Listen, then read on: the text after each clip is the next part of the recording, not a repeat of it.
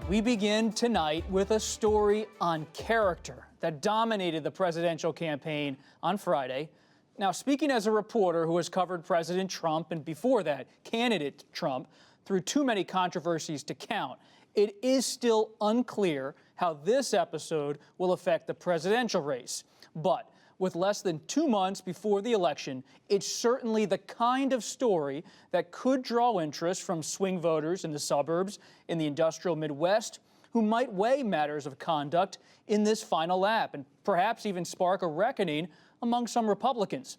The Atlantic's editor, Jeffrey Goldberg, reported late Thursday that President Trump once called U.S. soldiers injured or killed in war, quote, losers and suckers, and made other offensive comments about those who serve. Now, a note on sourcing, Goldberg cited 4 unnamed people with firsthand knowledge of the president's comments. The White House has called the report patently false. The Washington Post and other outlets have confirmed the story since it was published. The president, who received a medical deferment from Vietnam, has at times been sharply critical of POWs, including of the late Senator John McCain, and once publicly said, "I like people who weren't captured." Here is what the president said Thursday night. It's a disgrace that a magazine is able to write it. If people really exist that would have said that, they're lowlifes and they're liars. And I would be willing to swear on anything that I never said that about our fallen heroes. There is nobody that respects them more. Meanwhile, Democratic nominee Joe Biden responded on Friday. I'm always cautioned not to lose my temper. This may be as close as I've come in this campaign. It's just a marker of how deeply President Trump and I disagree about the role of the President of the United States of America. Joining us tonight to discuss the politics of character and the latest from Wisconsin are 3 top reporters. Peter Baker, chief White House correspondent for the New York Times. Nikole, Killion, correspondent for CBS News. And Arlette Saenz, political correspondent for CNN. Peter, what is the context here in terms of a president who in 2015 made those disparaging remarks about now late Senator McCain to 2020 in this latest episode? Right, that's a good point. Now, this is a president who has made one of the pillars of his campaign his support for the military, his support for increased spending on the military and for pay raises and so forth. And so for him, the idea that he privately denigrates combat heroes as suckers and losers carries a great deal of political cost or political danger, right? He doesn't want to let that remain unrebutted out there because it might undercut his support in a community he considers to be an important part of his constituency. Now, he was already losing support, it looks like, among active duty troops. According to Military Times, they put out a poll this week saying that the president was actually trailing former Vice President Biden 41% to 37% among active duty troops. And that reflects a lot of tension that we've seen actually in recent months over the use of troops in terms of protests in American streets and the issue of Confederate named army bases, the issue of clemency for accused and convicted war criminals. And so this is coming at a time when this relationship between the commander-in-chief and his military has already been pretty fraught. So that's why I think you saw the furious reaction by the White House today trying to tamp down the story, trying to stamp it out and deny it, because they recognize that it could do a lot of damage to a president just 60 days before an election. Arlette, we also saw a furious reaction from Vice President Biden, an emotional response in that news conference Friday. You cover the Biden campaign. You've been covering it closely for years. What did you learn about the campaign's response today and why the VP decided to say what he said? Well, Bob, I've covered Joe Biden's campaign from the very beginning and some time before that, and this is the angriest that I've ever seen him. It's really, he showed exactly why he believes there's a fundamental difference between himself and President Trump. You know, Biden, when he was vice president, would carry a card in his jacket with the number of troops that were killed as a reminder of what he sees as the sacred obligation to the military and their families. And he also, you heard him talk in really, really personal terms alarms about his own son, Beau Biden, who, while he was Attorney General in Delaware, served in the Delaware National Guard and went to Iraq. Biden saying that his son was not a sucker for doing that, that the servicemen and women who lost their lives alongside his son, that they were not losers. And so Biden has that personal understanding of what it's like to send a child to war. And he's also had to deal with the military as in his role as vice president. And I think that this also just gets to the heart of part of the reason why Biden got into this race. Biden has said that were it not President Trump being in office, he may not be running this time around. But he was so upset and frustrated with the president's response to Charlottesville when he said that there were very fine people on both sides.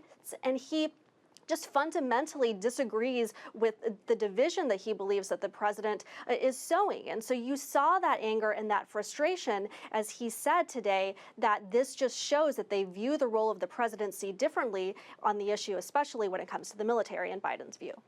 Nikole, you've spent a lot of time covering President Trump. You went to West Point to cover him earlier this summer when he spoke to cadets. What is the power of this story with the military community, and what have you learned in your reporting about the White House's response?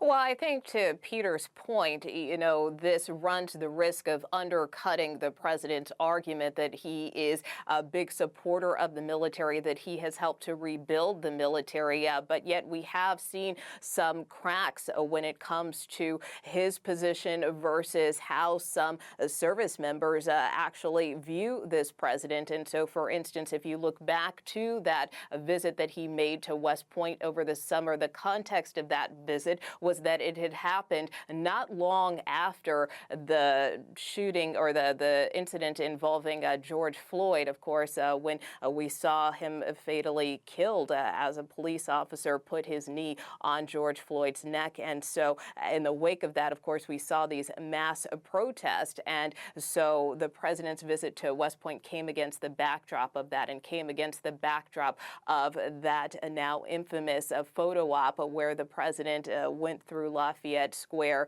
and stood in front of St. John's Episcopal Church with a Bible in hand. And so right before he addressed cadets at that graduation ceremony over the summer, several West Point alum and grads penned a letter criticizing the role of defense officials in that event. We saw Joint Chiefs of Staff Mark Milley express regret, who was in uniform at the time, for being there. And so that was one example of where we saw this real divide between the president and military leaders. And of course, now with the timing of this Atlantic story, it runs the risk of doing the same again, certainly potentially of impacting morale within the military. And as Peter also referenced, you have this poll that came out earlier this week by the Military Times showing that nearly half of respondents having an unfavorable view of this president. And given that this is a base and a sector that the president relies upon, then it certainly could spell trouble for his political future and fortunes as we get closer to the election.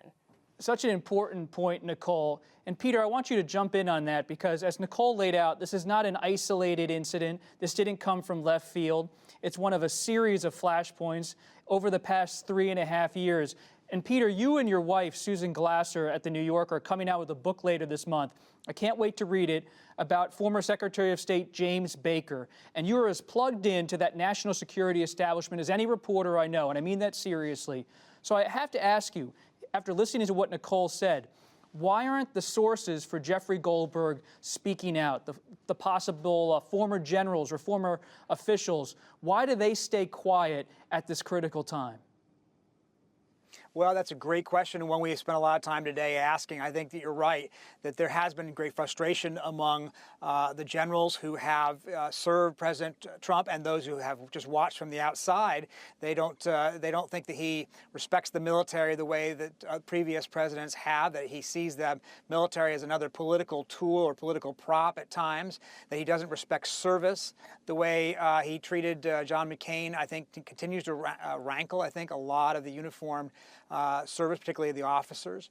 But why they haven't come out, it's a good question. I think there are some, particularly those who served President Trump, who tell themselves that it's wrong for generals to participate in the political election season, that to come out and be an actor on the campaign stage, in effect, is unbecoming for somebody who's spent a career in the military. And yet, of course, there's a lot of speculation today about who these sources could have been. I think there's a lot of people who think that they know, and it may not, it may be better off if the persons would simply come forward and be open about it, so we can evaluate the information and give it the due scrutiny that it deserves.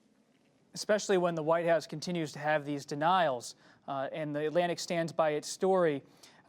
Arlette, when you're talking to top Biden campaign officials, do they see this particular story as something that will change the election, actually peel off some suburban voters, some moderate Republicans, or is it just another headline inside the Biden orbit?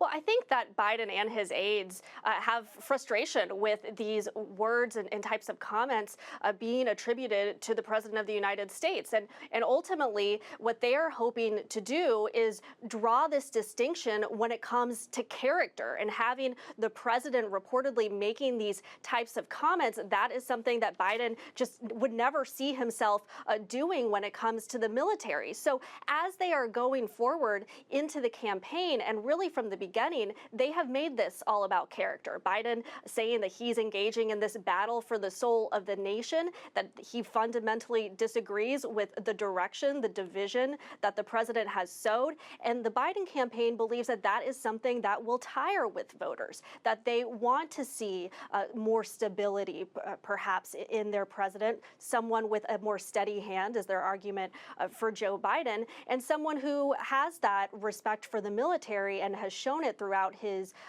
career as a politician, and also just personally on that level with his own son having served. His wife, Jill Biden, was deeply involved with military families when she was second lady. So these are all, talking points that they can kind of push forward as they have the current president reportedly making these denigrating comments about service members.